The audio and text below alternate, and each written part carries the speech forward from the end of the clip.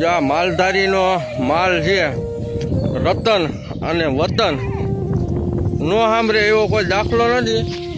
જોકે રતન અને વતન સાંભળે ને એટલે માલધારી છે ને મારો ભાઈ, માલ હાંકીને ગમે ત્યાં ગયા હોય એકદાણ વતનમાં વરસમાં એકદાણ પાછા આવે અને આવે. અને આ છે માલધારીની મોજ. હો કાકા, કયું ગામ તમારું? ભદ્રાવળીના છો એમને? તમારું ભાઈ નામ? દશરથભાઈ.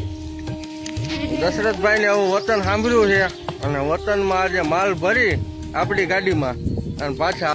ખરેખર અદ્ભુત કહેવાય. હો આ સત્ય ઘટનાની વાત કરું છું. બબે બકરા ઝાલી અને બકરાને નોખા પાડે છે.